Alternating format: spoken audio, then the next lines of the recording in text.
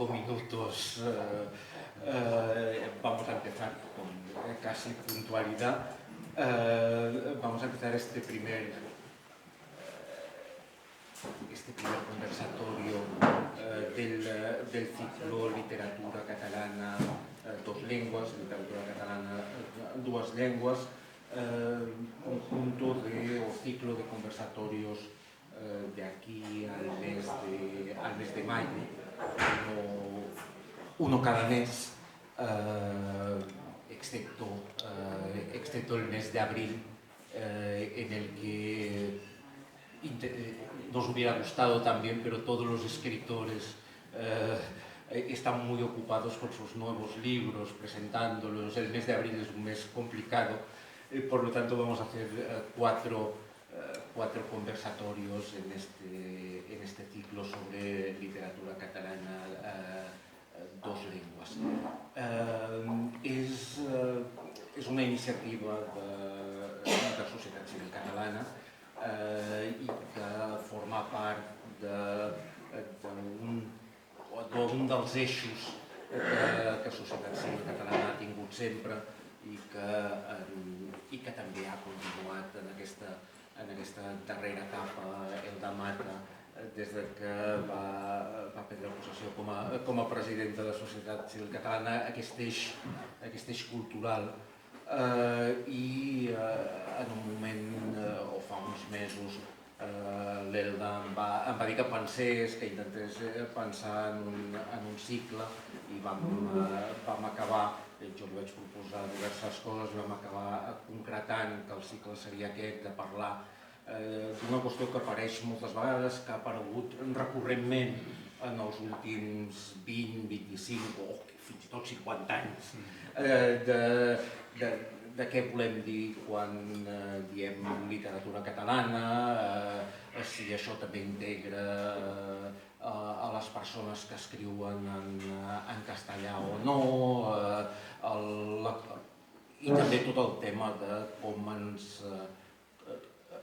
ens movem i com ens relacionem amb les dues llengües oficials de Catalunya. Per tant, el cicle està pensat una mica per reflexionar sobre totes aquestes qüestions. Amb aquest primer conversatori avui sobre escriptors que escriuen en dues llengües normalment. D'aquí un mes, el 9 de febrer, la conversa serà sobre Barcelona com a gran centre editor. El mes de març, també el 9 de març, dijous 9 de març, serà el moment de la Catalunya del boom, que va significar Barcelona, Catalunya en aquest moment del boom llatinoamericà, i acabarem, saltant-nos el mes d'abril, acabarem el mes de maig amb un conversatori sobre la Renaixença i una mica tots els equívocs que hi ha entorn de la Renaixença i sobretot els equívocs en el terreny de la llengua i les posicions, una mica amb la idea de presentar una Renaixença molt més normal i menys mítica de la que sovint se'ns presenta.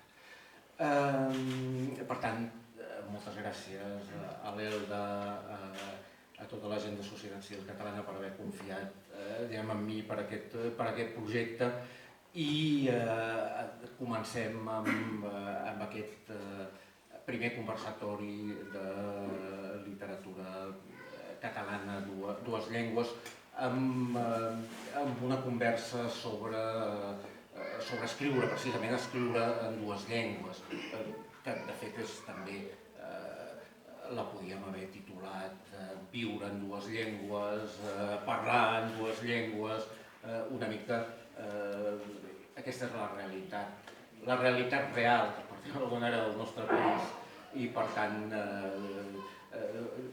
penso que conversar sobre aquesta qüestió té tot el sentit del món. Per això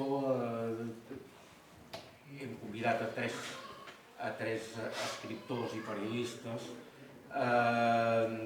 Núria Amat, tots ben coneguts, però de tota manera deixeu-me fer una petita, molt petita presentació. Després, evidentment, en la conversa aniran sortint o parlarem més de les seves obres i de les seves experiències personals, però així, per introduir, Núria Amat és escriptora, doctora en Ciències de la Informació i ha escrit molts llibres, força novel·les, Sanatorio, i també una novel·la en català, després ella ens explicarà una mica la intrahistòria d'aquesta novel·la que va guanyar el Premi Ramon Llull l'any 2011. I el seu últim llibre, que em sembla que està aquí davant, és Memòries d'una mujer libre, publicat l'any 22. Valentí Puig, escriptor, periodista, llicenciat en Filologia Anglesa, sí. Ha treballat a molts diaris, tant de manera fixa com a columnista, País, Vanguardia i molts altres, i últimament, en els darrers temps, també en alguns digitals, i en els darrers temps escriu al Periódico, una vegada a la setmana al Periódico. Valentí Puig ha escrit llibres de molts gèneres diferents, de poesia, de novel·les, Barcelona cau, de 2012, La gran rutina de 2006, Barcelona 2101, és aquest el títol, 2101, Assaig, La fe de nuestros padres, Moderantismo, i a més de tot això hi ha un altre gènere que el Valentí ha tocat i en el que ha creat obres a mi em sembla molt importants, que és el tema del dietaris, i la seva última obra, la que sortirà aviat, és precisament un dietari. I finalment Sergi Dòria, escriptor i periodista, també professor universitari a temes de ciències de la informació, treballa ara o exerceix com a periodista a l'ABC des del 95, des del 95, i abans havia estat al País, al Periódico, a l'Avui també, i ha escrit també en llibres de diferents gèneres, que és una característica, em sembla, també de tots tres, i en diferents llengües, La Guinaueta del 95, Imatges 1930 de 2004, Les passejades per la Barcelona literària, que va sortir en català i en castellà, i no sé quin és l'original, però... Amb el Sergio Vila San Juan. Escrit amb el Sergio Vila San Juan l'any 2005, novel·les també, Antes de que nos olviden, La verdad no termina nunca, i també llibres podríem dir d'estudi literari, com el llibre que va dedicar a Ignacio Agustí, El árbol y la ceniza. Per tant, tots tres amb una trajectòria molt ampla, escriptors en dues llengües i escriptors de gèneres molt diferents. Per tant, segur que podem tenir un bon conversatori. Jo proposo que facin una primera intervenció lliure, per dir-ho d'alguna manera, no massa llarga, entre 5 i 10 minuts com a molt, i a partir d'aquí comencem la conversa.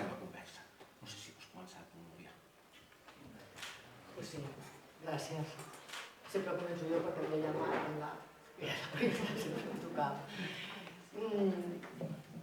A mí tengo aquí también amigas, una que viene de Argentina, una poeta. Entonces, ya hemos quedado que íbamos a combinar. Vamos a combinar. Entonces, por supuesto, supuesto, soy bilingüe, como casi toda la gente que vivimos aquí en Barcelona, y esta es una de las gracias que yo he encontrado en esta Cataluña, en la que viví desde muchos años. Voy a hacer un pequeño detalle de mi historia particular, porque tiene su importancia en cuanto a la decisión de escribir en castellano, ¿no? Bueno, mis memorias están, pero como no creo que las hayan leído, pues voy a hacer un apunte. Mi madre murió cuando tenía 2 años, mi padre viudo, 2 hermanos, y entonces mi hermano mayor hablaba catalán con mis padres, era la suficiente para hablar, yo no hablaba, y eso, entonces a mí me cuidó una señora que entró a trabajar en casa de mi abuelo cuando se casaron, que era de Valladolid, muy importante para mí, y entonces hablaba pues un castellano, que yo decía el castellano bastardo, dije después, porque era un castellano puro de Valladolid, pero en el que introducía frases y frases catalanas a su manera, ¿no? Bueno, entonces llegó un momento, ya saltamos de tiempo de 2 años, en que yo seguía hablando castellano en casa, mi padre conmigo era castellano, mi padre tenía unas bibliotecas de catalanas más importantes, particulares que había, entonces yo empecé a hacer mi biblioteca en castellano, elegí, me gustaría decir también el español, porque el castellano es muy... ¿No me escucháis? ¿No habéis escuchado nada? Ah, qué susto me ha dado, de repente. Sí, gracias.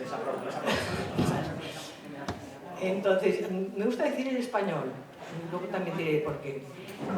Porque el castellano que hablamos en Cataluña no es un castellano. Es un castellano, no es el castellano del origen de la lengua, ¿no?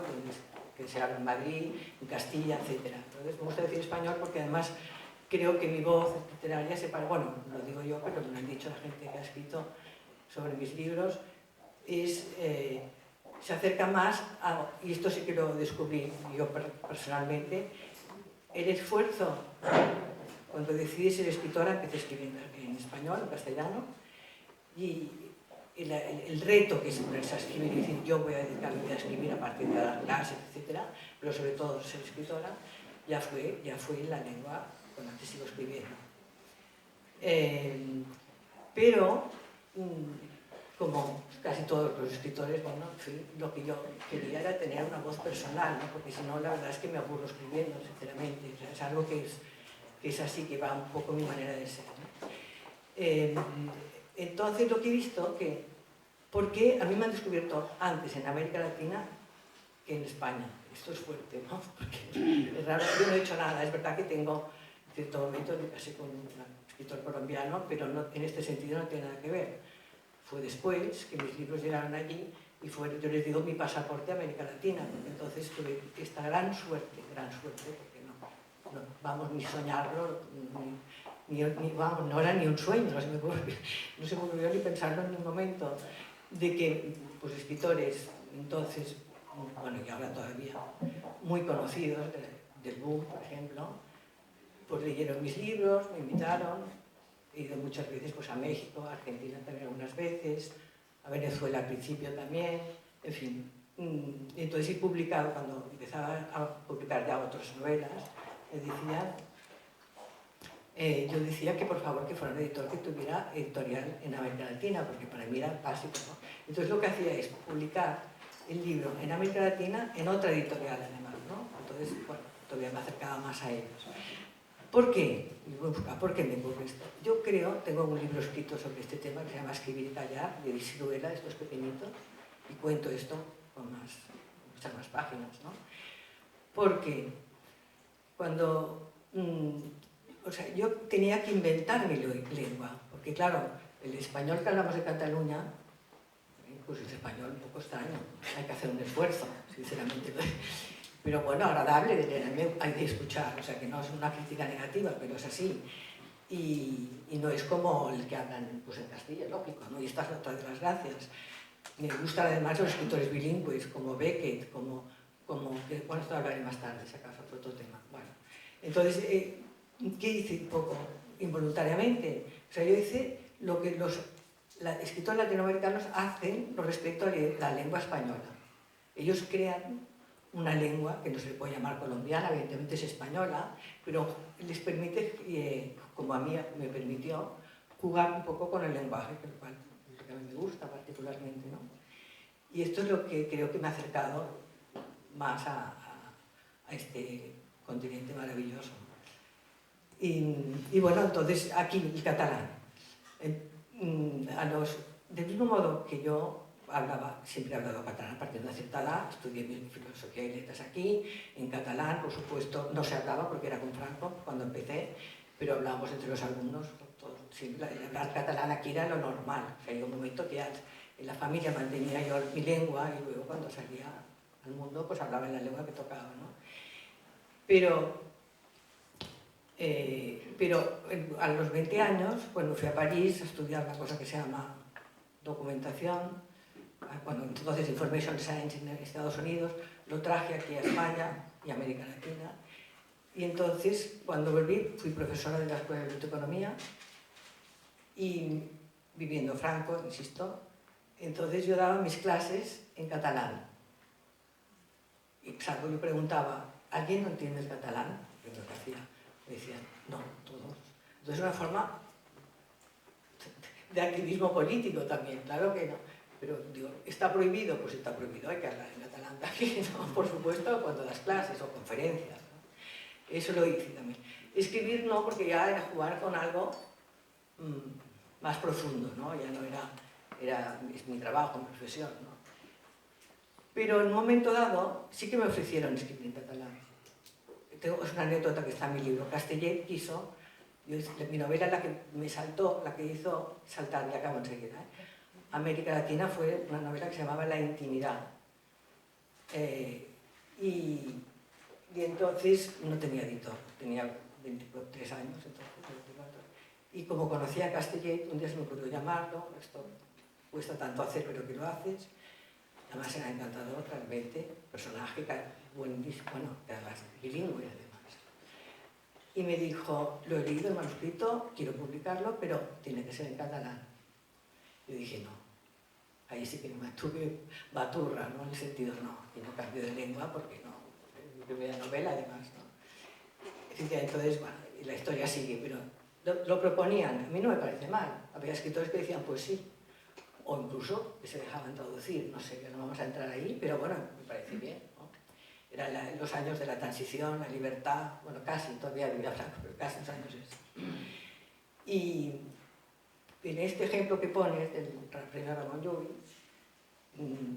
por razones también, en este caso familiares, soy pariente lejana, pero pariente, del asesino de Trotsky, Ramón Mercader, catalán, etcétera, etcétera. Y en un momento dado se me ocurrió escribir, o sea, ¿por qué Ramón Mercader, un hijo de la burguesía catalana, es el asesino de Trotsky? Lo que se ahora ya se han hecho películas, pero investigar sobre este punto. Además soy documentalista y puedo así como documentarme. Entonces en este momento, bueno, digo, voy a investigar un poco y a escribir una novela, pero una novela que tiene mucho también de biografía casi, ¿no? Fui a México, hablé con gente que lo había conocido, etc. Entonces, pero en esta novela me salían frases en catalán, porque claro, Entreguerra también es una novela histórica, esta es la diferencia, ¿no? Entonces yo tenía que ser testigo de lo que estaba inventado, claro, de lo que estaba pasando en aquel tiempo de la guerra, además, ¿no? Los orígenes. Es una novela muy interesante porque me metí mucho en el mundo de los agentes soviéticos, muy interesante para mí, por lo menos. Y claro, me salían frases en catalán y pensé, ahí sí que dije, la publico también en catalán, porque se lo merece este tipo de novela, ¿no? Aunque introduciendo entonces también frases en castellano, ¿no? Como hablamos nosotros naturalmente. Bueno, pero ya, el texto ya estaba terminado y bueno, un editor, Félix Riera, que conocéis muchos, me llamó, se enteró por algo, me dijo, quiero leer tu manuscrito. Bueno, lo leyó y me dijo, lo quiero publicar, pero tienes que hacerlo en catalán. Dijo, jolín, tengo que traducir al catalán, porque claro, esto es una versión nueva, es imposible esto ya. Y bueno, ahí sí que entonces gané el premio Ramon Llull. Es una experiencia muy interesante, pero yo he seguido también soy poeta también, he escrito poesía, he publicado poemas también. Entonces no creo que esta aventura nunca se puede decir, esta agua no beberé, pero que se repita. Y me mantengo en ser escritora catalana que escribe en castellano. Esta frase es más importante de lo que parece, porque me he peleado mucho políticamente, mucho, me han insultado y todo por estas razones, pero a mí, por ejemplo, otra anécdota pequeña, y acabo esta, así que acabo con esta.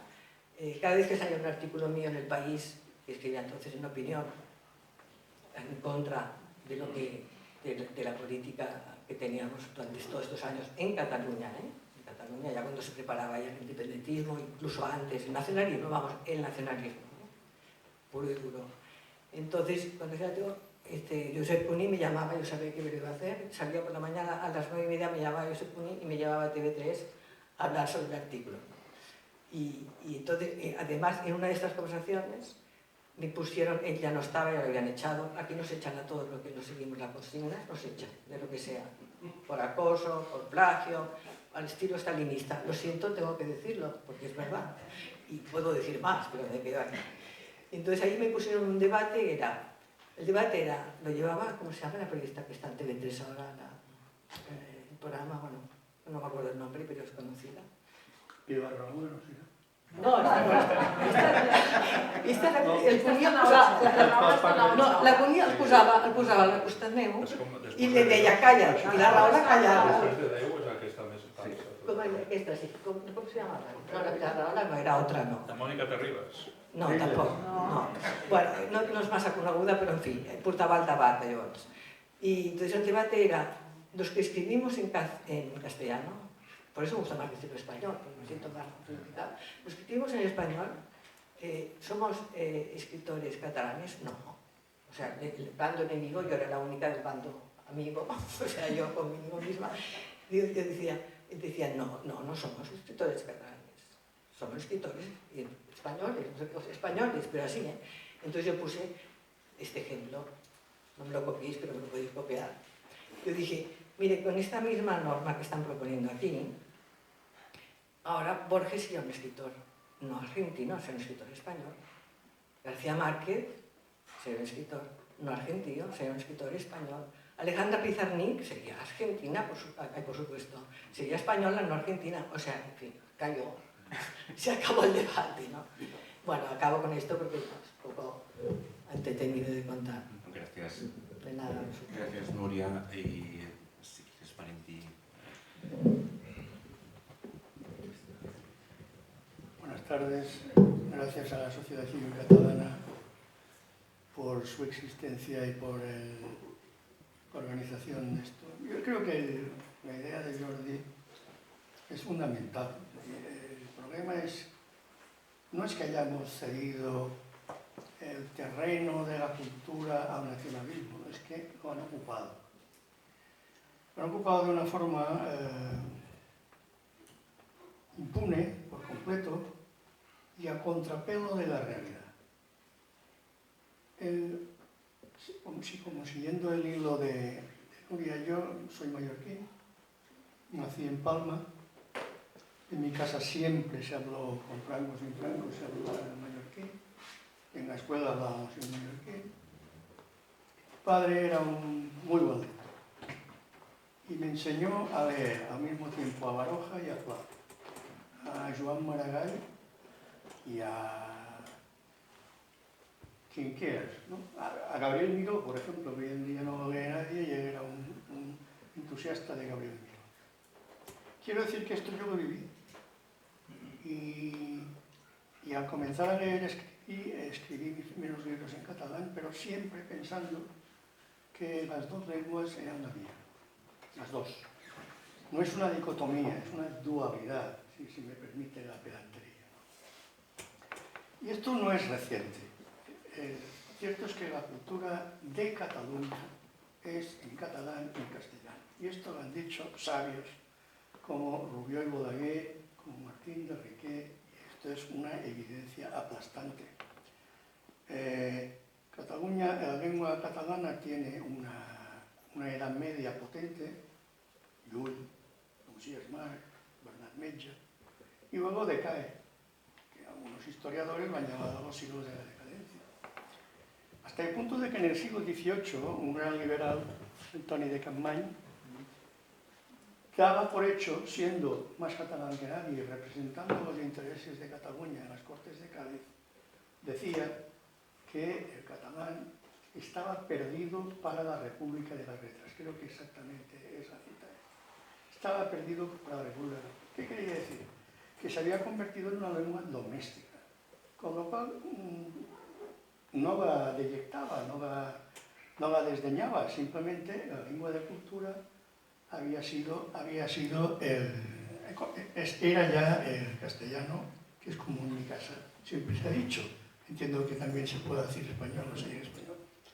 Y entonces es evidente que en aquellos siglos Cataluña, la cultura, el uso de la lengua castellana como lengua de cultura es mayoritaria y aplastante.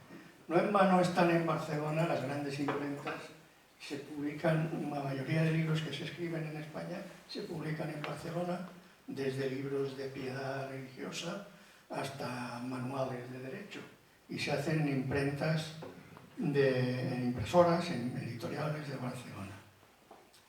Quiero decir que el castellano y el catalán coexisten en Cataluña desde como mínimo, y Jordi me corregirá porque tiene rigor histórico que yo no tengo, como mínimo son 500 años. Bueno, ahora algunos quieren retrovertir este proceso y retroceder a la edad de piedra, tal vez, ¿no? A un cierto trogloditismo cultural.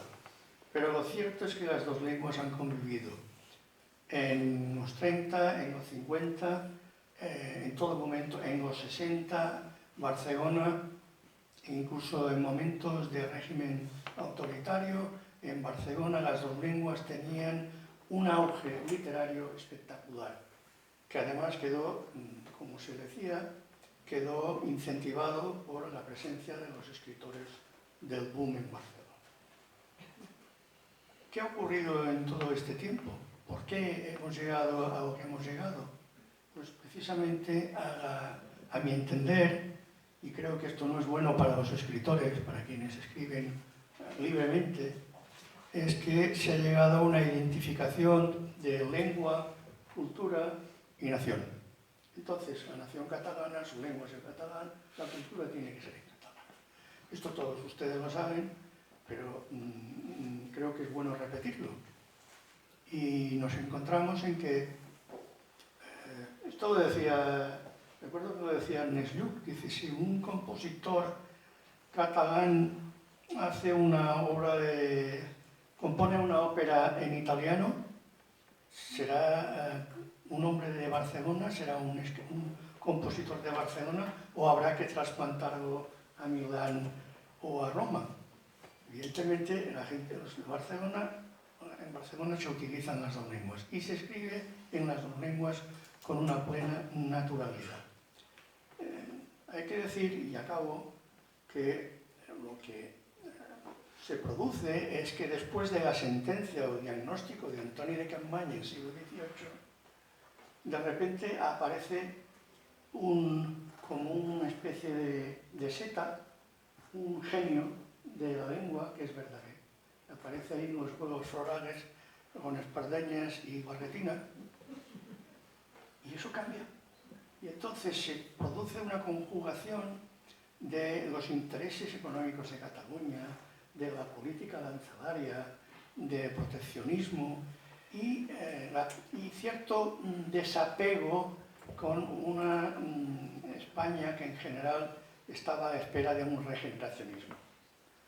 Y entonces ocurrió eso, que apareció la Renaixença con sus mitos, como decía Jordi, con sus mitos. Por ejemplo, si la Renaixença comienza con el poema de Aribau a la patria, en primer lugar el título no es suyo, y en segundo lugar Aribau no escribió nunca nada más catalán. Entonces conviene tener en cuenta estas anécdotas porque, como decía el maestro, las anécdotas se convierten en categoría. Y ahora lo que tenemos es que las anécdotas de la secesión se han convertido en la categoría de la cultura. Y es una lucha absurda la que tenemos que tener cuando lo que tenemos que hacer es escribir escribir sobre lo que nos dé la gana y escribir sobre, intentando interpretar lo que es la sociedad catalana, en catalán y en castellano. Y eso es. Gracias. Gracias, Valentí. Sergi. Sí, buenas tardes. Yo diré como se podía decir, bueno, en muchos ambientes de Cataluña sabéis que hay el Instituto de Nueva Historia que dice que Leonardo da Vinci era catalán y Cervantes se llamaba Sirvent, como horchatería, y todo esto, ¿no? Pero bueno, en muchos ambientes de Barcelona tienes que decir, me llamo Sergi Doré y soy bilingüe, como antes decir, me llamo Sergi y soy alcohólico, ¿no? Esa es una cosa, sí, parece que es una especie de lacra que llevas, ¿no?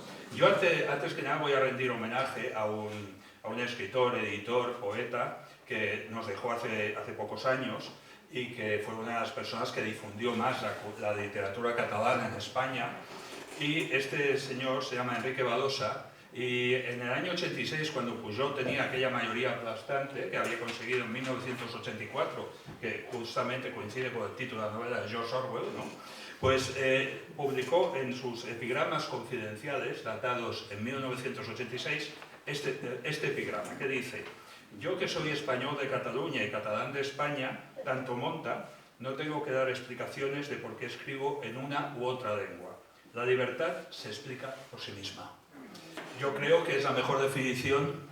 Aquí hemos venido a hablar en las dos lenguas, pero la libertad se explica por sí misma. Yo he tenido la libertad, nací en el Poble-sec, iba a ver a la Unión Esportiva Poble-sec con la familia de Joan Manuel Serrat, es decir, vengo de una Barcelona totalmente mestiza, la Barcelona de Peret, de la Rumba del Parradelo, vengo de las revistas de Colsada, de Joan Capri, y vengo de la mejor Barcelona que creo que hemos tenido, que fue la de Barcelona de los años 70. Mi abuelo era de Almusafes, hablaba catalán, no hablaba ni una palabra en castellano, por aquella cosa de que si te obligan a hablar en castellano, pues tú lo que has de hacer es hablar en catalán, como ahora que el catalán, por arte y gracia del independentismo, el independentismo ha conseguido una cosa, conseguir que el catalán sea una lengua antipática, puesto que es una lengua asociada con el poder, como antes el castellano lo asociamos con la autoridad que teníamos entonces en la posguerra, en los años 40, ¿no? Aquello de hable cristiano y todo aquello. Pues ahora hemos pasado al revés, ¿no? Yo no he tenido nunca... A veces no me doy cuenta, a veces puedo parecer un maleducado, entro en un lugar hablando en catalán y me contestan en castellano, sigo en castellano, entro hablando en castellano, me contestan en catalán, sigo en catalán. No me doy cuenta, prácticamente hay una destilación tan libre, tan espontánea entre las dos lenguas, que prácticamente no soy consciente de cuando utilizo una u otra. Utilicé el catalán en su momento porque en Autónoma, ya sabéis que es una universidad que hay mucha libertad, y entonces allí mandan los independentistas. Y entonces allí pues había una gente que estaba allí, pues si querías, cuando leí mi tesis doctoral, 600 folios, lo escribí íntegramente en catalán. ¿Qué era aquel catalán? Era un catalán puramente referencial, que servía un poco para seguir los protocolos de esa prosa de doctorado, en la cual te dicen que todo aburrido que escribas es bueno y todo lo que sea interesante es puro impresionismo y no hace falta que lo escribas. Con lo cual, la parte impresionista me la guardé para un libro, Y Manchas 1930, que entonces publiqué con La Campana, editorial súper catalanista, ¿no? Y ese libro pues, también lo escribí en catalán. El catalán para mí, como lengua de profesión, comenzó cuando un gran amigo, David Castillo, me invitó a colaborar en el 91 en el suplemento de Avui, de las pocas cosas aprovechables que había en ese diario, y entonces allí pues me fui acostumbrando a escribir en catalán. ¿Qué problemas tenía el catalán? El mismo que subrayaron Xavier Pericay y Ferran Tutén en el malentès del noucentisme. El catalán era una lengua que había estado congelada durante mucho tiempo y todavía adolecía una serie de muletillas y expresiones que igual que le ocurría a Mercè Rodoreda cuando intercambiaba correspondencia con Joan Sales, que ella le decía "you means", y Joan Sales dice "no, es que has diu mistus". Es decir, era un catalán que se había quedado congelado y que con la posguerra se descongeló y allí pues nos salió el noucentisme, que es la cosa más horrorosa que le ha pasado desde el punto de vista estilístico a la literatura catalana, tal como Josep Pla subrayó en el prólogo de Cosas Vistas cuando dijo que los noucentistas eran tan excel·lents que ja prescindien de la odiosa obligació de fer-se entendre, ¿no? Pues entonces el problema que tuvo el catalán es ese malentès del noucentisme que privó al catalán de los géneros populares, la novela negra, ese lenguaje barrio bajero que en cambio el castellano ya desde los años 30 sí que había conseguido. De ahí que, por ejemplo, ya veis cómo traducían o versionaban en TV3, cuando el lugar de amigo decían mestra, decían unas expresiones muy forzadas y muy de monitor de colonias de Cumbayá, de esto de... Y entonces, pues bueno, yo utilicé el catalán desde el punto de vista práctico, puramente profesional, puramente referencial, y el castellano sí que me ofrecía, sobre todo para la creación novelística, no tanto para la ensayística, que podía combinar perfectamente el catalán y el castellano me ha servido por ese léxico, por esa forma de utilización de las palabras, que me ha dado un repertorio mucho más amplio, y entonces he escrito una trilogía sobre Barcelona, que he optado obviamente por el castellano. De todas maneras, yo escribo indistintamente las dos lenguas, pero tengo esta pequeña, como tiene todo el mundo derecho, como Joan Margarit empezó escribiendo en castellano y dijo que después se sentía más cómodo expresándose en catalán. Esto nos pasa a todos, y tenemos el caso de Joan Manuel Serrat, que tuvo la gran suerte de ser igual de genial en catalán que en castellano. Y no sé, y creo que ya no me alargo, entonces simplemente, mientras venía para aquí, he hecho una lista, y Ignacio Agustí, Josep Pla, Sebastián Juan Arbó, Baltasar Porcel, Narcís Uller, que también escribió en castellano, Eduardo Mendoza, Eugeni d'Ors, Mario Verdaguer, Joan Maragall, Joan Salvat Papasseit, José María Carandell, Carlos Soldevila, Agustí Calvet Gaciel, Néstor Luján, Juan Perucho, Eugenio Xamat también, Joan Margarit, Perallín Ferrer, Jaume Sisa, podemos considerar un poeta, Guillermo Díaz Plaja, Carles Sentís, Ferran Tutet, Llorenç Vilallonga, Xavier Pericay, Lorenzo Gomis, José Ferrater Mora, José Carlos Job, José María de Sagarra, que también escribió columnas de corresponsal en castellano para el Sol, Sebastián Gasch, Avedí Artís Sempronia, Albert Boadella, Terenci Moix, Joan Manuel Serrat, Carme Riera, incluso Xavier Robert de Ventós, que ya sabes que Nuria nos explica cómo se proclamó independentista, ¿no? Sí, ¿no has leído? Sí. Andreu Martín, Martín de Riquer, Jaume Vicens Vives, Josep María Castellet, Jordi Serra Fabra. Bueno, al epigrama de Badosa me remito.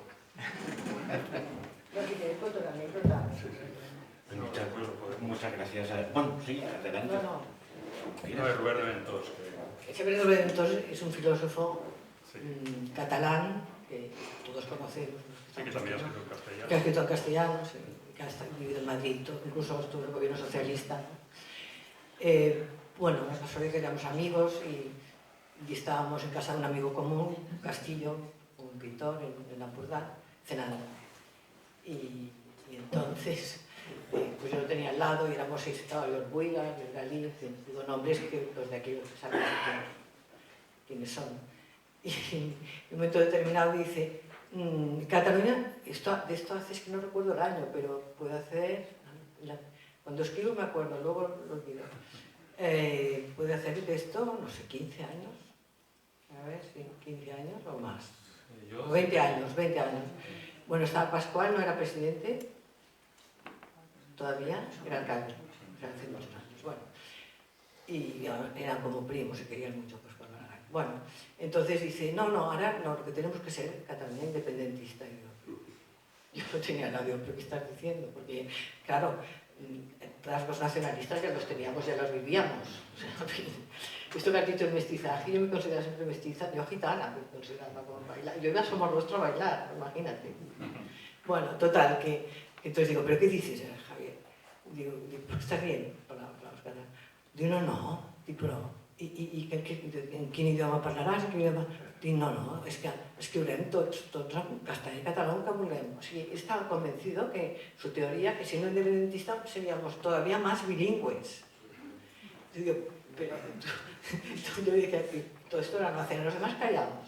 Digo, ¿tú te lo crees? Sí, porque, claro, él venía resentido de Madrid. Pero bueno, pues convencido. Entonces dice, no acabo aquí, dice, y además a Pascual, que viene cada semana a casa a verme, yo le convenzo de que tenemos que ser independentistas. Y esto es verdad. Y esta anécdota, pues tal como la cuento. Yo luego digo, y aquí empezó realmente el independentismo, ahí empezó todo, el Pascual, el Estatut del Pascual Maragall, etc. Ahí estaba Javier Rubén. Bueno, pues te la anécdota. No, yo creo Reímos para no llorar. O sea, reír para no llorar. No, yo creo que es muy interesante, digamos, ver cómo desde orígenes distintos, incluso geográficos, digamos, acabamos llegando, digamos, un poco a esa Cataluña de verdad, digamos, a esa Cataluña mestiza, a esa Cataluña que escribe, que habla, que hemos perdido, sí. Pero, digamos, yo incluso, digamos, añado así, yo sé que soy el moderador, pero añado yo también una anécdota más, digamos, y yo soy de la Cataluña más profunda. Y, digamos, Olot, familia muy nacionalista, por tanto en mi casa de pequeño solo había libros en catalán y solo se podía leer en catalán. Yo hice mi tesis también doctoral en catalán, porque en la universidad, en la autónoma, claro, la hice en la autónoma también, por tanto no era de... Sí, y yo llegaba de la Universidad de Gerona, que también luego se convirtió en uno de los grandes centros del independentismo, y por tanto yo lo hice en catalán sin ningún tipo de... sin pensarlo demasiado, pero luego cambié. En los 90 decidí que escribiría, que los libros de historia los iba a escribir en castellano. Primero porque empecé a sentirme mucho más cómodo con la utilización de la lengua también, que es uno de los temas que quería que discutiéramos, y luego porque evidentemente si uno los escribía en catalán en una época en la que el catalán empezaba a convertirse en antipático fuera de Cataluña, es decir, ya había pasado esa época en que desde otros territorios de España se leía en catalán porque se consideraba que el catalán había sido una lengua perseguida, ahora ya era la situación inversa en la que se estaba dando. Por lo tanto, los historiadores de fuera de Cataluña dejaron de leer en catalán. Por tanto, si tú querías comunicarte con alguien, digamos, y además me interesé también, digamos, por el mundo latinoamericano, si tú querías salir de eso, el castellano o español era lo normal. Y finalmente, por otra razón, y es que en mi ámbito se estaba utilizando el catalán como un utensilio patriótico. Digamos, yo no quería hacer patria, digamos, yo quería hacer historia. Y por lo tanto, digamos, me parecía tan antipático que decidí que hasta que las cosas no fueran de otra manera, digamos, yo no volvería a cambiar de lengua. Digamos, sencillamente yo no quería hacer patria. Digamos, hacer patria significaba que estabas perdiendo un montón de lectores, que te comunicabas con los 10, 15, 20 colegas que además tampoco apreciaban demasiado, por lo que decía Sergi, que intentaras un cierto estilo, que quisieras escribir bien, digamos, porque eso era poco científico y poco académico. Digamos, el insulto mayor a un historiador era, tú decías impresionista, digamos, yo era literato, digamos, tú no haces historia, tú haces literatura, digamos, que era el peor insulto que te podían dar en el gremio, como ven, en el gremio de la autónoma, que estaba dominado por el nacionalismo por una parte, pero también por el marxismo en aquella época. Era una confluencia, bueno, lo del nacionalcomunismo en Cataluña es una cosa que hemos hablado muchas veces con Valentí, es uno de los grandes desastres de Cataluña, lo que nos ha llevado. Pero bueno, en todo caso, quería... Yo tengo una anécdota muy buena, si me dejas. Yo estuve en tiempo de director de la guía de ocio y recuerdo que el Teatre Lliure era aquella época que había esta difusión de que todo se tenía que hacer sistema, buscar que se fuera en catalán, aunque no fuera necesario. Recuerdo que en el Lliure pusieron Fugor y muerte de Joaquín Murrieta, que es una obra de Neruda, y lo tradujeron al catalán, Fugor y mort de Joaquín Murrieta. Y recuerdo que Joan de Sagarra, con su habitual garcejo, les hizo una crítica diciendo: Fontovellenca se titulaba. Dice, ¿se imaginan que Fuentovejuna traducimos al catalán y perdemos toda la gracia? Pues esta idiotez acaban de hacer el catalanista. Hasta una vez vino una delegación, creo, de nicaragüense al Parlamento y se contrataron un traductor, ¿no?, para que tradujera. Es decir, todas estas cosas que Jonathan Swift, si hubiera vivido, las hubiera incluido en los viajes de Gulliver, seguramente, pues esto pasaba en los años 80 y a todo el mundo le parecía normal que se convirtiera, se podía traducir a Neruda y nos ahorráramos la versión original y hiciéramos una cosa en catalán totalmente postiza. Y nada más era esta acotación. Y esta conversación que habéis tenido los dos ahora me ha hecho recordar algo importante, que es citar también a los personajes. No sé, yo lo vi por televisión, el recital que hizo Joan Morel Serrat, conocido por todo el mundo, evidentemente. En un momento dado, alguien quitó del público en castellano, por favor, en castellano, no me acuerdo, en castellano o en español, dijo en castellano, ¿os acordáis, no? Y él cambió y empezó a hablar castellano. Ramón Serrat fue en la época de Franco, cuando la Eurovisión, ¿os acordáis? Sí. Fue vetado durante años, tuvo que ir a Argentina, Chile, etc. Bueno, esto es el gran peligro del nacionalismo, no nos queremos dar cuenta, pero nosotros somos súbditos del nacionalismo en Cataluña y en la época de Franco de sistemas autoritarios como este, ¿no? Entonces, por recordar dos ejemplos o más, en fin, Lluís Pascual, por ser, por cierto, muy amigo mío, por ser grande, por ser importante, por hacerlo muy bien y no someterse a las leyes del nacionalismo catalán, y mucho menos al independentismo, fue acosado de abuso, se tuvo que ir a Madrid, en fin, no voy a contar más intimidades, pero ha sido bastante torpe. Primero se fue a Málaga, un poco al estilo, sí. un poco al estilo stalinista, por no decir también el germano este que hemos tenido hace años.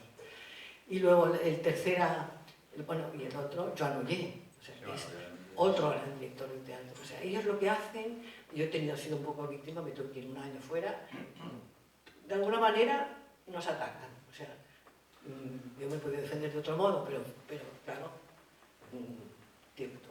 te acusan de plagio, o sea, te hacen, o sea, siguen las pautas de países de los cuales hemos leído mucho, que han sacrificado. De momento no matan. Y pongo otros dos ejemplos de dos grandes escritores, de momento no, y espero que duremos un tiempo. Dos ejemplos. Uno es Chekhov, gran escritor, polaco, nacido en Polonia, y que detestaba el nacionalismo, y comunista además, y decidió hacerse inglés, y escribir en inglés. Esto sí que es un control. Ay, perdón, Chekhov, Conrad. Yo sé, Conrad, no he dicho Chekhov ahora. Bueno, perdón, disculpadme. No, es que es otro cuentizaje que adoro. Lo adoro y me ha salido este nombre. Y luego otro es Beckett, que también en Irlanda, mismos problemas, se fue a París y cambió, bueno, no de nacionalidad, pero de francés toda la vida. Bueno, pues digamos que no somos los únicos. Ya viene de hace muchos años, ¿no? Sí. Bueno, ya sé que todos lo sabemos, pero conviene decirlo de vez en cuando. Aunque lo sepamos todos. Y valdría la pena que se dijera en las escuelas, ¿no? Y es que después de décadas de un sistema autoritario, que es cierto que a partir de los 60 entra con actos de abertura en el tema lingüístico, etc. Pero es cierto que todas lo que se refería en el País Vasco, en Cataluña, a la cuestión lingüística, yo ya he dicho que considero que Cataluña es bilingüe, ¿no? Pero existía una demanda, digamos, de reconocimiento del catalán. Y eso lo hace la Constitución del 78. Ahora denostada día sí, día no, por la extrema izquierda y la extrema derecha nacionalista, porque yo creo que si estamos hablando de los partidos actualmente hegemónicos en el post-procés, no se puede hablar más que de derecha dura o de búnker. Aún así, creo que hay circunstancias muy curiosas y intentaba explicarlo al principio, no sé si lo he logrado. Y es que las lenguas evolucionan y las lenguas tienen una vitalidad muy extraña y pueden morir. Algunos lingüistas han estudiado el número de lenguas que se desvanecen cada año. Es notabilísimo. Es el caso, por ejemplo, citabas tú ahora, Nuria, el caso del irlandés. El nacionalismo irlandés nació con la obsesión del monolingüismo, de una lengua que era arcaica 100%. Me atrevo a decir que más incluso que el vasco. Es decir, que tiene más uso rural el vasco que no el gaélico. ¿Y qué ocurrió? Cuando Irlanda, la República de Irlanda, porque queda de fuera de Irlanda del Norte, se independiza, las dos lenguas, la lengua, digamos, prioritariamente oficial es el gaélico. Y el inglés es aceptado. Pero ¿existe el inglés hoy en día en Irlanda? ¿Existe algún escritor de peso en Irlanda? ¿Ha existido alguna vez? Hablabas de Swift, por ejemplo. Hablamos de el abanico más rico de escritores que pueda haber producido un país europeo, que es Irlanda. Y todos han escrito en inglés. Joyce, Oscar Wilde, creo que ya le he dicho, Yeats, tantos otros, católicos, protestantes, de derechas y de izquierdas. Entonces, esa lengua ha decaído. Yo quería indicar al principio que algunas lenguas de repente reaparecen. Creo que ocurrió con el catalán. Pero lo que me temo es que por factores que ya se han perfilado en esta conversación, el carácter impositivo de las políticas identitarias y lingüísticas está perjudicando mucho al uso justo del catalán y al uso popular. Las últimas encuestas son curiosísimas para quienes defiendan todavía el monolingüismo. Y es que en determinados barrios de Barcelona el porcentaje de adolescentes que reconocen hacer uso del catalán es bajísimo. Es bajísimo. Entonces, algo no se ha hecho bien. Estos chicos están... Si la inmersión iba a salvar el catalán de la desaparición, está ocurriendo lo contrario. En su uso está ocurriendo eso. Y me temo que va a seguir ocurriendo de esta forma. Porque hay una respuesta contraria. Sí, es la reacción contraria. En el patio... No, es así. En el patio del recreo, en el patio del instituto, del colegio, los alumnos que tienen un profesor que es muy persistente, incluso coercitivo, en temas de catalán, pues a lo mejor como reacción hablan en castellano. Pero es que eso va en contra de la realidad. Y es que si te vas a la puerta de un instituto y ves a los chicos que salen, hablan indistintamente en catalán y en castellano. Cataluña es bilingüe, familia por familia, casa por casa, persona por persona. Y eso es muy difícil de negar. Negarlo es, creo yo, uno de los grandes errores del catalanismo. Ha sido el hundimiento de lo que entendíamos históricamente por catalanismo, apuntarse a las tesis nacionalistas respecto a la relación entre lengua, cultura y nación. Una nación, por otra parte, tal vez inexistente. No, pero en el mismo sentido, yo creo que lo que acabas de decir, Valentí, se puede aplicar también a la literatura catalana. Digamos, todas las políticas de incentivación a la literatura catalana, lo que han conseguido cargarse es la literatura catalana. Si comparamos la literatura catalana de antes, incluso de la época del propio franquismo, con la actual, digamos, no hay comparación posible. Digamos, las políticas que se hicieron fueron de ese tipo. Queremos muchos libros en catalán. Nadie se cuestionó si los queríamos buenos libros, de calidad. Lo que queríamos eran cantidades para llenar las bibliotecas. Culturalmente consiste en primar la cantidad sobre la calidad y posiblemente a gusto con el decrecimiento de la calidad. Porque la mediocridad es el sustrato de ese tipo de sistemas culturales. El problema que hubo, esto se arrastraba, ahora lo vemos más, pero hemos de recordar que, volviendo otra vez al tema del noucentisme, hay la famosa el famoso libro, una generació sense novel·la, porque no se hacían novelas, porque el propio catalán se había convertido en un corsé, pues había hecho desde la poesía. Pau Valéry dijo, yo veo cuando vino aquí a Barcelona, me dijo, ¿qué opina de literatura catalana? Y dice, es la pirámide invertida, dice, está la poesía y lo demás está al revés, dice, al revés de todos sitios, debería ser así una pirámide normal, que estuvieran los géneros populares abajo y arriba la poesía. Dice, pero aquí tienes ustedes la pirámide al revés. La poesía, que no, la den 4, se supone que aguanta, dirige toda la literatura catalana. Dijo Pau Valéry, que por cierto se acaba de editar un libro magnífico, es una de las personas más inteligentes que ha tenido la literatura francesa. Y entonces, ¿qué pasa? Que se crea el premio Creixells, famoso, en el año 30, y la primera novela, gran novela, es Vida privada de Josep María de Sagarra. Pero es que, claro, pasar de Josep María de Sagarra a la transición a los años 70 y poner a gente como el señor Manuel de Pedrodo como ejemplo a seguir de la literatura catalana, de la literatura popular catalana, porque el señor hacía de todo y mal, pero digamos, era un poco Marcial da Fuente Estefanía, yo creo que tenía mejor estilo que Pedrodo, ¿no? Entonces, pues bueno, Pedrodo se convirtió en el canon. Entonces, ahí hemos ido todavía a peor. Y aquello que decían con los supports generic, famoso, que había aquella leyenda que decía, debajo, dice, ¿qué habrá debajo del TNC? Y de todos los libros de los supports generic que no saben dónde meterlos y los dejan ahí. Y bueno, y entonces era la época aquella del famoso support generic, ¿no? Sí, es la cantidad y la presencia. Las editoriales recibían lo que se llama el suport genèric, i aquest suport genèric consistia en que si tu tenies un sentit pirata de l'edició, amb la subvenció no feia falta ni distribuir els llibres. És el que diu el Sergi, anaven a parar un magatzem. I això també ha estat la política de les traduccions a l'estranger.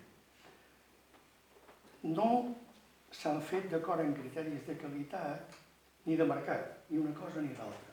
S'ha fet en criteris de dirigisme. El dirigisme cultural del pujolisme va ser molt més, segurament, negatiu del que ens podem imaginar.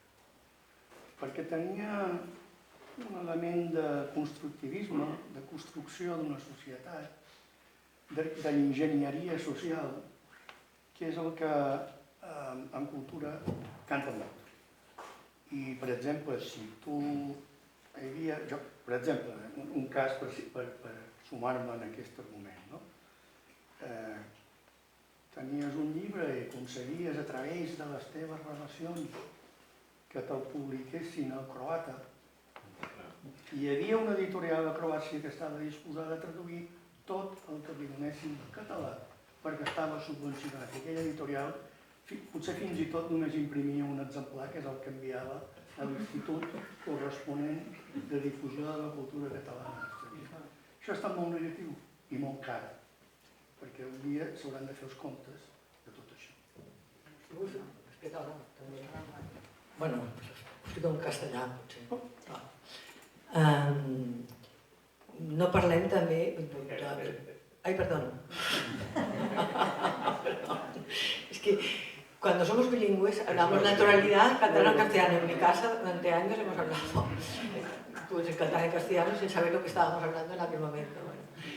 Yo escribí una novela anterior a mis memorias, cuando publiqué, se titula El Sanatorio, que es una metáfora de Cataluña o cualquier otro país sometido a un autoritarismo populista, ¿no? Como el que teníamos aquí. Y no aparece Cataluña, no por mí, ¿no? Porque siempre todo el mundo sabe que es Cataluña, la gente que lo lee, evidentemente, pero puede ser Venezuela, en cierto modo, también, bueno, o países que sufren ahora, cada vez hay más, ¿no? Que sanatorios de este tipo. Bueno, pues terminé la novela y tocaba editarla. Como en este momento, no sé si me hubiera pasado lo mismo, como hablaba del tema, en el fondo, independentismo, o sea, el independentismo en Cataluña con una crítica feroz, pero siempre en novela, sobre contra el procés, etcétera, que no se notaba, no sé si lo has leído tú, bueno, en fin, era así. Todos los editores ni hablar. Editores ni yo sé, ni hablar. Salvo Félix Riera, que se lanzó y me dijo, la quiero publicar. Montó una editorial y la publicó. Y la verdad, no sé, ¿qué te dijo Pérez Ferrer? ¿De qué? Cuando tú preguntaste, ¿hay alguna buena novela sobre el procés? Sí, me dijo Una entrevista que él hizo, porque gracias, por cierto. Sí, que le había gustado mucho la entrevista que apareció en ABC Cultural, ¿no? Sí. Bueno, me dijo que el sanatorio, que era de las novelas interesantes, bueno, le parecía una... La pregunta era, ¿hay una buena novela sobre el procés que tú hacías? Sí. No, me acuerdo porque me lo mandó un compañero nuestro. Sí. Bueno, Sí, pero y en Ferrer citó... El libro de Jordi Canal sobre... Bueno, en historia. Sí, pero esto es ensayo. Esto es ensayo. Pero lo digo por En el terreno O novelístico... sea que se están escribiendo cosas. Yo me lo propuse más por necesidad, no dije, ahora voy a escribir, salió de dentro afuera, ¿no? Van a aparecer más novelas. Van a aparecer más novelas de desengañados del proceso. Series franceses. Que en el fondo no, luego dicen que se equivocaron, nosotros siempre había estado en primera fila. Que novelas de los ex rebeldes de mayo del 68, que es uno de los coñazos más importantes de leer novelas de los ex de Mesa Santuín, ¿no? Va a pasar lo mismo con el proceso. Qué gracia, esto no lo sabía, Y no habría una que ponerlo noticia. en el índice, en algún índice, de veremos si el Papa, Eso. el próximo Papa, que es un Yo con francés Eso decía, recuerdo Umbral, que decía los Laínez. Laínez eran Pedro Laín Entralgo, que fue un notorio franquista que publicó Descargo de Conciencia. Ahora los descargos de conciencia, como dice Valentí, nos van a caer en la cabeza todos. Irán descargando las conciencias e intentemos evitarlas. Bueno, ha salido una novela de Francesc Serés, que era un furibundo independentista, que se llama La mentida més bonica. Y entonces analiza una familia que se creyó esto, se creyó el procés y ahora pues la cosa ya ven que no ha sido así y todo esto. Es decir, lo que Umbral llamaba los raínes, que eran aquellos franquistas que entonaban mea culpa, pues habían pasado toda la vida en el régimen sin ningún tipo de problemas, ¿no? Pues habrá que Hay una lista larguísima en la vanguardia para Oye, qué de autores pues, una, hacerlo. es una buenísima noticia, no tenía ni idea. Francesc Serés, coincidimos en Burdeos, algo que hizo cuando se ve mi novela esta, la catalana, que digo yo, la novela del premio Llull, nos invitaron a Burdeos, el Instituto Ramon Llull, luego no me invitaron más. Como seguía escribiendo en contra, me castigaron muchos años, pero no importa. Entonces en la mesa, no conocía a Francesc Serés, empezamos a hablar, y hubo una discusión tremenda sobre el tema, es súper independiente, yo guardando el respeto, pero diciendo lo que pienso, pero furibundo. Yo dije, pero qué viaje he tenido. Y ahora resulta que, mira, se ha repetido. Sí, bueno, mira, sí, claro. Para cambiar un poco, para cambiar un poco, o para introducir todavía otro tema, digamos que hay dos cosas que han salido que quizás sí yo quería, digamos, porque vamos avanzando en el tiempo, que tocar es un poco. Una es la propia categoría literatura catalana. Y digamos, ahí tenemos las famosas discusiones del momento Frankfurt, por decirlo de alguna forma, es decir, ¿qué entendemos por literatura catalana? Nuria ha hablado un poquito de ello, pero quizás... Y luego yo os lanzo quizás otra sugerencia, que es si consideráis, en tanto que los tres habéis cultivado géneros muy distintos, si asociáis más el uso de una lengua con un género o algo indistintamente. Pienso en Valentí, de toda tu poesía es en catalán. ¿Le veis una asociación en ese sentido o no? Es una pregunta, tiene respuesta muy difícil y preferiría no responder en concreto, porque siempre he pensado que el día que tenga una respuesta no me va a gustar. Quiero decir que me va a producir algún perjuicio sin necesidad, ¿no? Pero en algunos momentos existe algo flotando por ahí en tu forma de ser, que puede ser la lengua materna. Y eso tiene que ver con la poesía, pero es un mito, es un mito. Citabas tú el caso de Beckett. Beckett era irlandés, escribió en francés. Conrad también se ha citado, era polaco, escribió en inglés. Ionesco era rumano y escribió en francés. Cioran. Sí, Cioran. A Beckett lo conocí y está en el libro de historia, pero no lo voy a contar. Pero yo misma, porque me fui a los 21 años a estudiar a París, qué época, y bueno, sabía francés, pero no tanto como estando allí, estudiando ahí, como el catalán nos ayuda en este sentido, se me metió por completo. Entonces, de vez en cuando yo escribía cartas en francés, porque me salían en francés, no decía, ahora voy a escribir una carta, me salían en francés. O sea que, si yo me hubiera quedado a vivir en París, posiblemente, pues una lengua que es muy bonita literariamente, hubiera escrito francés a lo mejor. Se puede escribir en francés. A ver, pero no se me ocurrió, luego volví aquí, entonces ya la cosa cambió. Pero sí, es algo que yo no, bueno, ya no lo puedo hacer, pero que si lo hubiera hecho, pues mira, hubiera sido un castigo a los catalanes.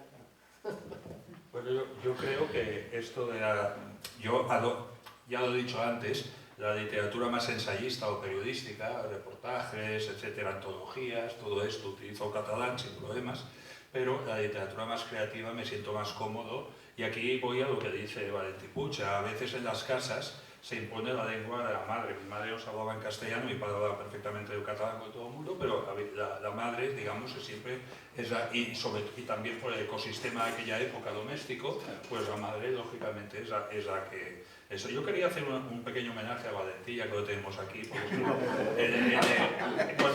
cuando la Feria de Frankfurt, Valentí, que era un escritor clarísimamente, uno de nuestros mejores escritores, dietaristas, etcétera, en catalán, fue ninguneado por el señor Bargalló.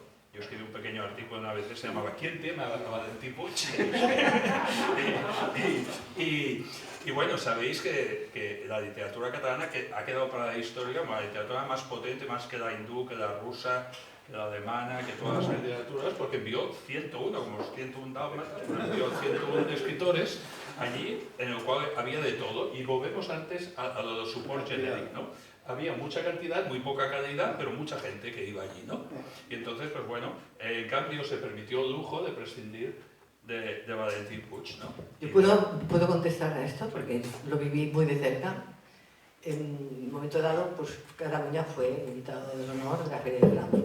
En otro momento dado, me va bien decirlo, en Göteborg, la Feria del Libro de Göteborg, que es muy importante sueca, aquí se inventaron que era el país invitado, y yo fui porque me invitaron los suecos, y resulta que no lo era, o sea, que esto es muy propio de aquí también. Volviendo a Frankfurt, todo son mentiras, juegan las mentiras de siempre, Cervantes, catalán, etc. Pues, entonces, de repente, alguien dijo, en la prensa salió, que los escritores catalanes que escribimos en castellano no podíamos ir a Frankfurt. No, primero dijeron que sí. Primero dijeron que sí. Y entonces, bueno, yo estaba invitada. Bueno, dijeron que sí. Entonces me llama un día por teléfono la secretaria, el señor Bargalló. Me pregunta de una forma bastante rara, me dice, ¿usted tendría inconveniente en venir a comer con el señor Bargalló? Digo, no, ya pensé, esto va por Frankfurt seguro, y esto también lo cuento en el libro. Total, que fui con el señor Bargalló y quedamos en un hotel de Via Laietana, no me acuerdo cómo es, Clary se llama, o no sé cómo se llama, ¿no? A la comer, y él viene con su secretario. Y estábamos Esther Tusquets, por favor, este escritor, no me acuerdo que murió, pobrecito, no me acuerdo el nombre ahora, éramos tres, y yo. Y entonces él pues dice que nos invita a la Feria de Frankfurt. Digo, pero si habéis negado, yo dije, pero si en la prensa salió que no queríais que fuéramos, los escritores catalanes, y la prensa salió todo, ¿no? Entonces dijo, la verdad, si a mí, como usted dijera, no quiero que vengas a cenar a casa y mañana te invito a cenar, ¿no? Yo le decía, digo, puedes hacer otra, mira, yo te invito a que cuando volváis de Frankfurt nos reúnas a los escritores catalanes, los escritos y a los no, normal, para ellos. Entonces, total que no fuimos, no fue nadie. Pero mira la trampa donde estaba. La trampa estaba en otro lugar. Entonces empieza a ver Frankfurt y aparece en la prensa también, en todos los periódicos, fotos nuestras, de los invitados, estaba Eduardo Mendoza, todos, bueno, los más conocidos, ¿no? Y entonces todas las fotos y diciendo que se han negado a ir a Frankfurt. O sea, es una trampa para ellos que la política queda bien y somos nosotros que nos hemos negado.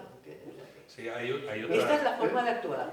Es que en realidad, perdona, en realidad es bastante pueblerino esta obsesión Sí, señor. con la Feria de Frankfurt. La Feria de Frankfurt es un mercado del mundo editorial donde se discute cuáles son las mejores tintas, los sistemas de fotoimpresión, ese tipo de cosas, es espectacular, se busca una figura. Yo recuerdo, yo cubría 2 veces creo la Feria de Frankfurt, uno con Diario 16, que años, y otro con ABC, ¿no? Y la Feria de Frankfurt no es una feria literaria, no es una feria de libro, es una feria sobre el libro. Y la obsesión de estar allí, que se demostró con motivo de esta convocatoria, a mí me pareció pueblerina, hasta el punto, lo digo sin chulería, que si me hubieran invitado de verdad, cosa que no ocurrió, no hubiera ido. Hay otro caso que yo viví muy de cerca con Carlos Ruiz Zafón, a quien le tenían mucha inquina, sobre todo muchos escritores catalanes que se habían hartado de hacer novelas de Barcelona. Y dice, ha habido un tío de Los Ángeles y triunfa la primera con La sombra del viento, ¿no? Que también fue traducida al catalán, L'Ombra del vent y todo esto. Pues bueno, resulta que cuando la Feria de Frankfurt, Carlos Ruiz Zafón, en principio, cuando se decidió que solo iría gente que escribía en catalán, lo ningunearon también. Y entonces el director de la Feria de Frankfurt se fue a hablar y dice, no viene Carlos Ruiz Zafón, que es el más importante escritor que tenemos de España, que vende más libros, que había sido escritor del año y todo. ¿Y cómo que no viene? Y no, claro, claro, aquellas cosas, bueno, lo podemos invitar, porque esas cosas de no te invito hoy, pero mañana si quieres. Y entonces hablaron con Planeta y les dijeron, no se preocupen, dice, Carlos Ruiz Zafón lo invita a la Feria de Frankfurt y le pusieron un chiringuito para él solo, con lo cual estaba los 101 allí, o 103 como coñac, ¿no? Estaban allí y Carlos Ruiz Zafón estaba allí como si fueran los Reyes Magos y hubiera uno que es más importante y los otros eran los pajes, ¿no? Entonces todo el mundo le llevaban las cartas a Carlos Ruiz Zafón, ¿no? Y eso es una cosa que yo creo que a ojos de los alemanes debían pensar lo que dice Valentín Puig, ¿no? Que esto, como decía, estos romanos están locos, ¿no? Como dice Aster, pues estas cosas.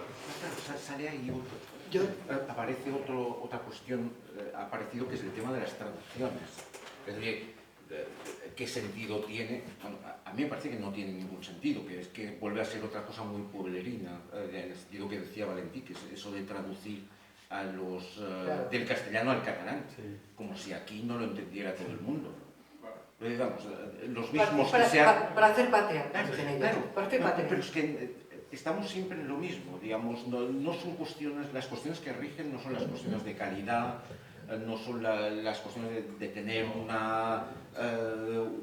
algo que exponer, sino que de tener cantidades de cosas, cantidades de traducciones, todo traducido al catalán, todo editado. Evidentemente eso no tiene ningún sentido, excepto hacer patria. No, y lo que quieren es tener un Nobel en catalán, porque esto lo he vivido yo.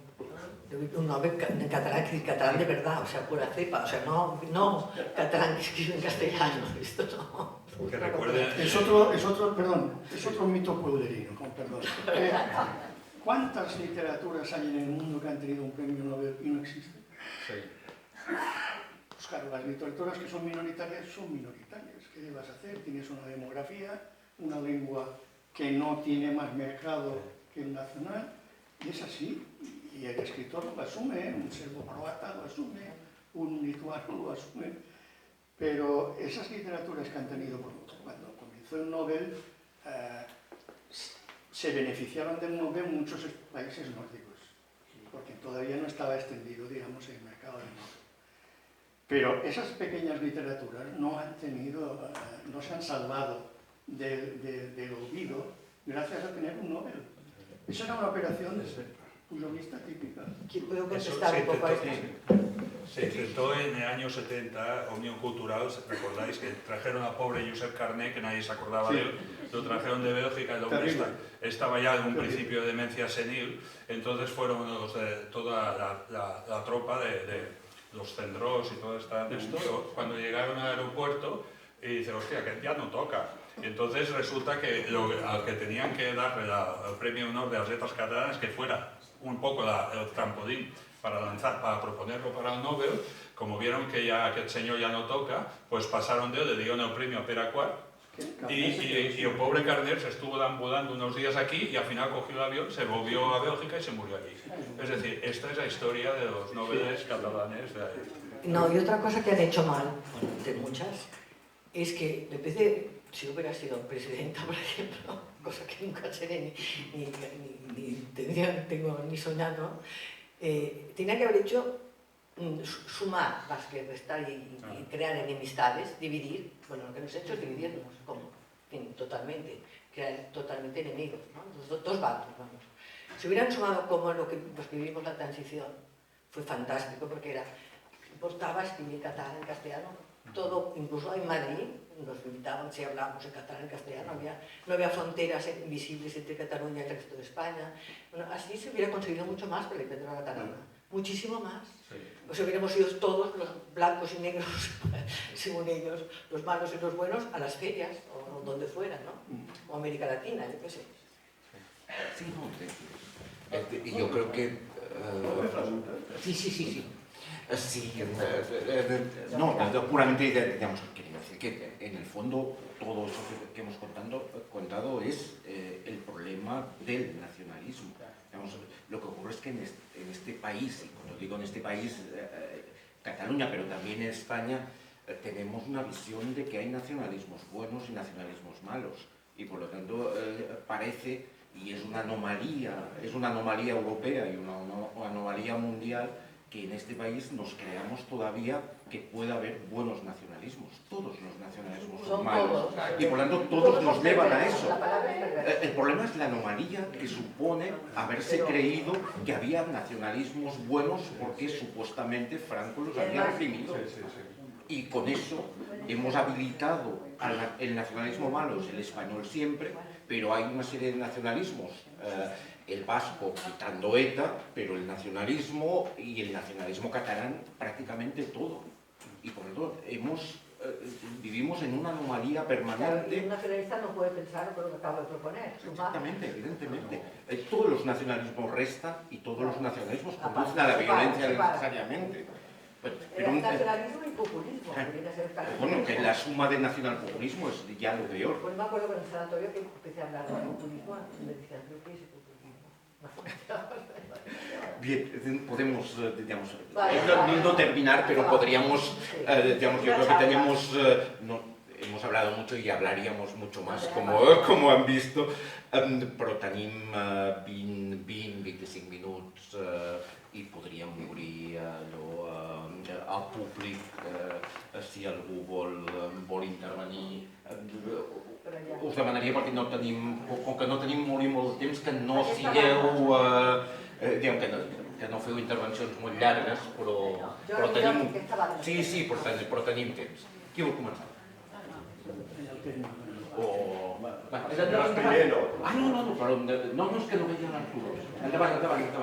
Sí, dáselo a Xavier. No, oye, seré breve, pero un detalle sobre la Fira de Frankfurt. Van arribar a convidar un escriptor que no havia escrit cap llibre.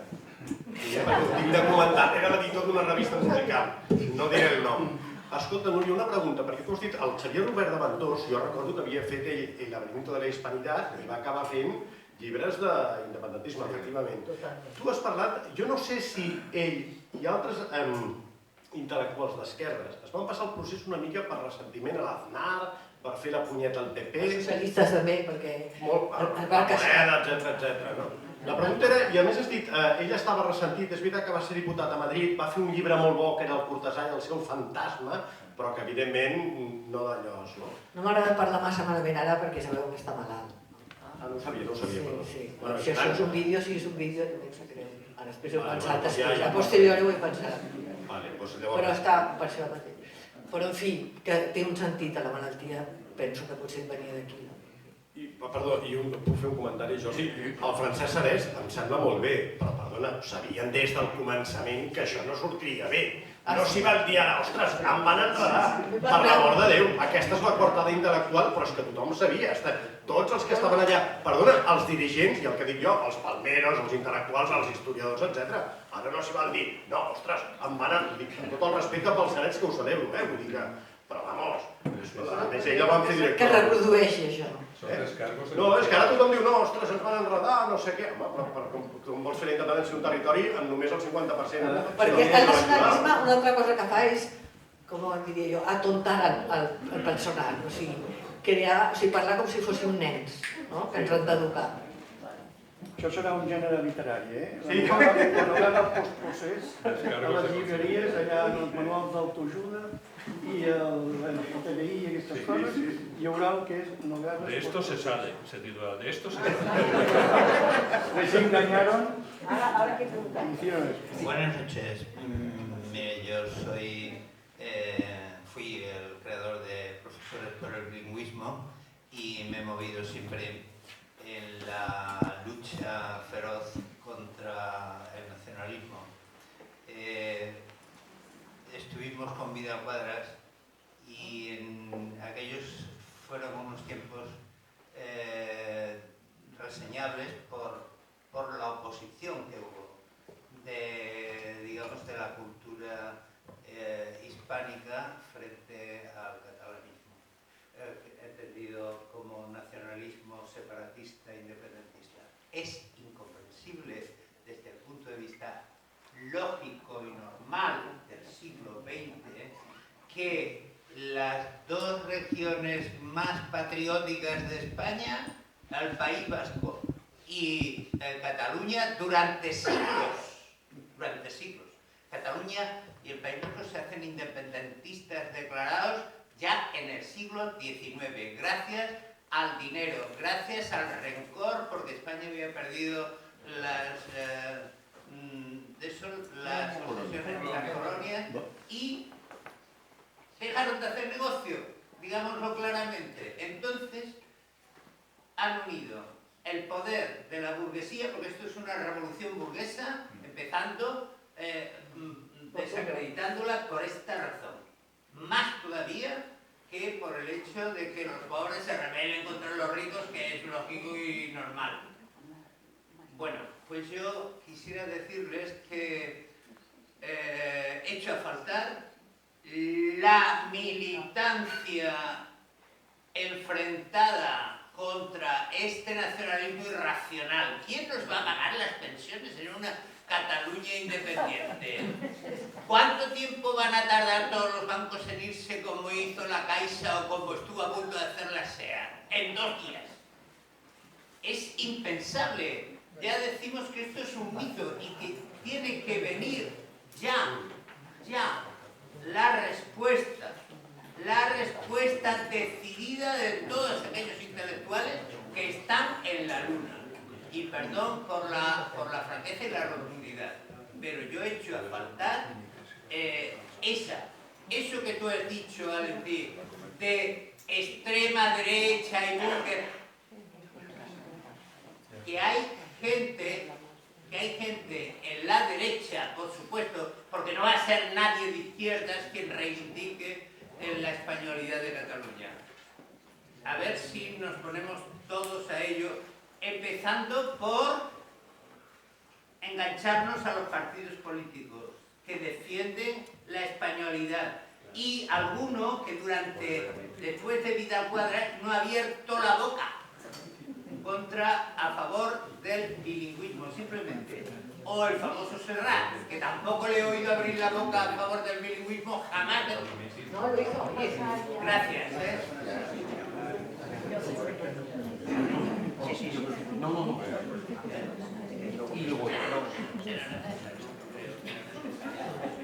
Una pregunta políticamente incorrecta, quizás.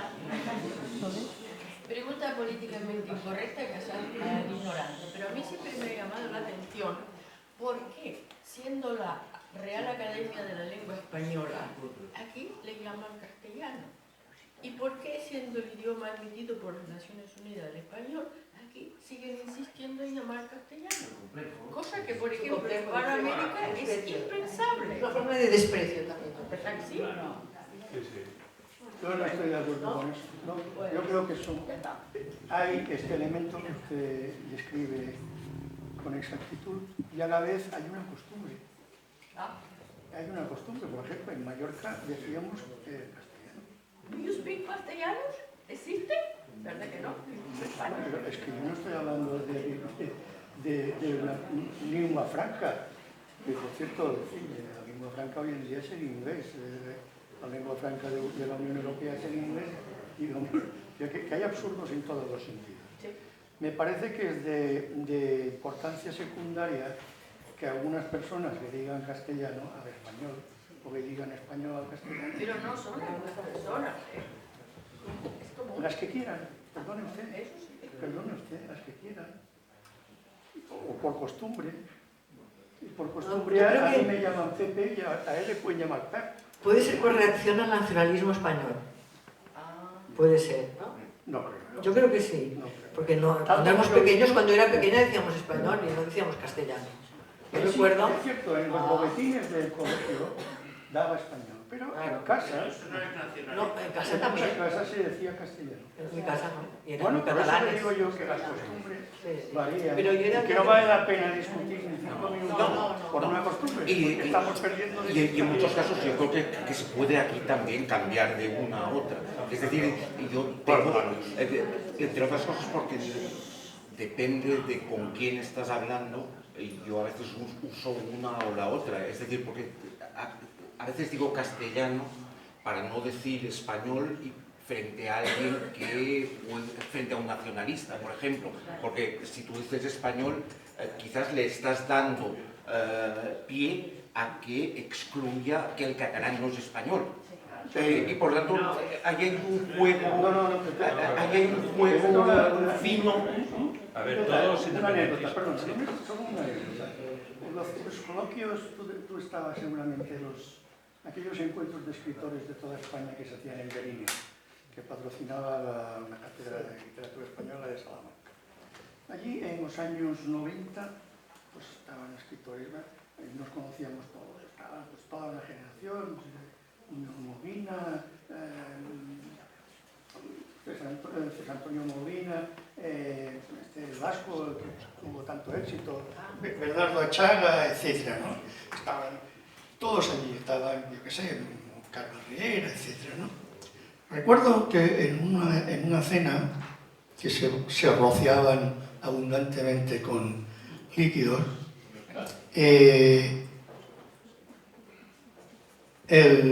un autor en catalán echó en cara a los escritores en castellano que estaban en aquella mesa que dijeran español y no castellano.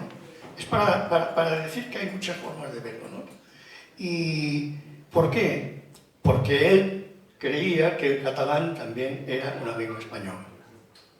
Pero lo que ocurrió en la segunda fase de esta anécdota, y tal vez se pueda tomar como una contradicción en lo que yo he dicho antes, es que este mismo escritor, en unos encuentros posteriores, empezó a decir que Cataluña no era España. Entonces, estamos atrapados en un... No podemos dejarnos coger por esas trampas, ¿no? Y esas trampas semánticas hacen mucho daño. Yo lo único que puedo decir es que en los años 70, cuando hablabas con gente del mundo y que había muy pocos independentistas, los independentistas te dicen, me habla en español. Decían español, no decían castellano. Aquel es español. Que era por lo que tú has dicho. Entonces yo utilizaba castellano, porque si utilizaba español parecía que marcabas una diferencia entre ellos, y que tú eras otra cosa y ellos eran otra cosa. Y ellos dicen, va a entrar un tío, va a comenzar a hablar en español, decían, y no voy a decir nombres, son muy conocidos.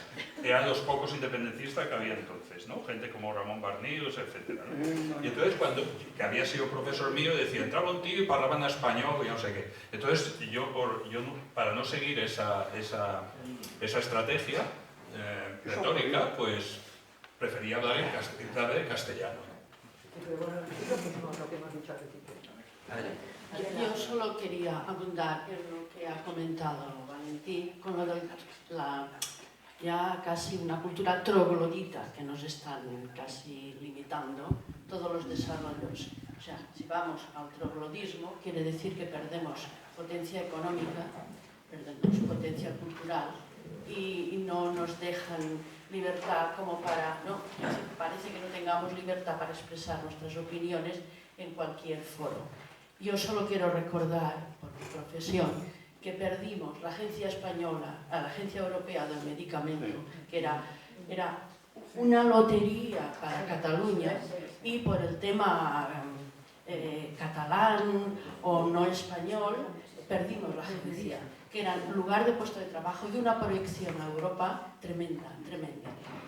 Y también ahondando en el troglodismo, yo me muevo en el mundo de la música, canto, y casi todas las corales están traduciendo obras fantásticas, pero todas al catalán. Y hablo de la Aleluya de Händel, y hablo de la novena de Beethoven, que todo lo que requiere, incluso un desarrollo mental, porque a los catalanes, que aún somos bilingües, no nos cuesta un tercer idioma tanto como a otros. Pero es curioso que es aquí donde más presión yo veo, aparte de la literatura, que es que ya de pequeños los niños ya no aprenderán ni el Mesías de Händel ni cualquiera de estos, y Mozart, estamos traduciendo ahora, sino nos están traduciendo a Mozart para cantar en catalán. Y para mí es una pena, o sea, un troglodismo más aumentando lo de la literatura catalana. Gracias. Nos quedan dos intervenciones. Nuria, sí. No, muy rápido. Bueno, en esto yo creo que en el momento que estamos ahora, políticamente hablando, en España, con el gobierno que tenemos, digamos, hay que pensar mucho y tener muy claro lo que vamos a votar, porque de esto depende, estas conversaciones las podemos hablar como prehistoria, pero en el momento porque tenemos que cambiar de alguna manera, porque va a peor. Estos 2 últimos días, 3 días, han sido tremendos, no sé. No es por hacer política, pero es que también depende de nosotros cómo votamos, ¿no? Tanto las municipales como las generales. A ver si se arregla. Bueno, yo lo que quería comentar es lo siguiente, a ver, un poco respondiendo al señor que ha hecho la intervención anteriormente. A ver, yo debía ser recién acabada la carrera en el año 82-83. Se habla de que viene Marta Matas a dar una conferencia y yo, pues claro, recién acabadita la carrera, pues voy a ver qué dice, ¿no? Entonces, el tema fundamental. Guarderías para todas las señoras que trabajan en las empresas para que pueda trabajar la mujer. Oh, estupendo. Bueno, estamos empezando bien. El segundo tema, machacón durante toda la conferencia, fue el siguiente. En las guarderías se potenciará, en las guarderías se utilizará el lenguaje materno en catalán. En las guarderías se utilizará el lenguaje materno en catalán. Yo la segunda, la tercera vez que lo oí de la universidad sales muy despistado, pero 4 ideas las tienes claras, y que el lenguaje materno es el materno, esto es como la ABC. Bueno, pues entonces yo, jovencita y bastante más atrevida que ahora, pues por la edad, porque eres joven, yo levanto la mano y le digo, oiga, es que el lenguaje materno no es el catalán, ni es el castellano, ni es el inglés, es el de la madre, sea el que sea. Bueno, así lo hice 3 veces, y la tercera vez me dijo, usted no le va a decir, pues se quedó así, y el lenguaje materno catalán, ¿vale? Entonces, aquello me quedó para toda la vida. Entonces, es precisamente contestando a usted en el tema este, a ver, nos tenemos que meter en partidos y podemos hacer muchas cosas, pero llevamos un atraso impresionante con el tema del catalán, porque el tema del catalán, desde que lo coge con gran fuerza Jordi Pujol y empieza a meter dinero de todos nosotros a la máquina del catalanismo y del independentismo, nos lleva a una avanzadilla impresionante. Y como Valentí ha apuntado muy bien varias veces, pues aquí hay mucho pueblerismo, que, bueno, pues se lo han ido creyendo y lo han ido tragando todo con grandes tragaderas. Pero grandes tragaderas porque también se ha utilizado el dinero para que los medios de comunicación, TV3, Buit TV, que por cierto ahora Buit TV está bollante, está como nunca, también una inyección de dinero. Hacer de minorías. Sí. Pero han creado... Claro, total, está que se salen, vamos. Entonces... Bueno. Bueno, sí. Esos son los mismos de siempre, pero ya han creado esta base y la han regado con muchísimo dinero. Y han hecho muchas fake news en el sentido pues ferias del libro, pues todo lo que habéis comentado, que ha sido pues de lo más descriptivo, ¿no? Pues es esto. Están muy bien estas reuniones, tenemos que hacer muchísimas más, todas las que hagan falta, y yo, que soy básicamente optimista, le vamos a dar la vuelta al tema. Claro que le vamos a dar la vuelta al tema, principalmente porque tenemos razón, y entonces le vamos a dar la vuelta al tema. Pero tenemos que trabajar mucho porque... A la señora que ha dicho que Mozart ya lo hacen ahora en catalán, no os preocupi de res, que l'Institut de Nova Cultura d'aquí 4 dies descobrirà que Mozart era de Gratallops. Així justificarà la traducció. Pues acaban de decir que no hay más tiempo para preguntas, o sea que aprovecharé para cerrar. Hace efectivamente unos meses que le pedía al gran amigo de los regalos de mi vida estar haber conocido a una persona como Jordi, siempre dispuesto a una cultura vastísima, un criterio clarísimo, pero además con una generosidad apabullante. Y le pedí que nos ayudara porque realmente, tal como tú decías, Societat Civil Catalana es cívica pero es cultural. Y aunque nos parezca que en una reunión con las personas que estamos aquí, pues no vamos a cambiar el mundo. Claro que cambia el mundo. El espíritu crítico cambia el mundo. El ansia de libertad de las personas es la que nos lleva a adelantar y a vivir. Y todos los que estamos aquí somos librepensadores. Afortunadamente, todos vosotros nos ayudáis a hacerlo con vuestros escritos, con vuestra manera de hablar y de escribir. Escribir en las lenguas que la libertad para hacerlo os permite, porque unos saben unas lenguas y otros. Sí que os diría lo mismo que le digo a las personas de cómo podemos, que se me acercan pues como sociedad civil, hay mucha gente que se acerca y te dice, ¿cómo podemos hacerlo? Estamos hartos, ¿cómo cambiamos? A todos les doy la misma receta, no todo el mundo evidentemente me sigue. Todos podemos hacer algo, todos podemos ser ese grano que no hace granero, pero ayuda al compañero. Y eso, entre todos, tengamos esa libertad de decir, yo escribo en español cuando quiero, en catalán cuando quiero, y si sé francés, escribo en francés.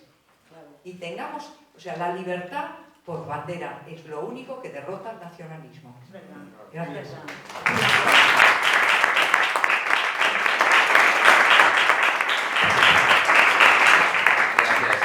Gracias, Elda.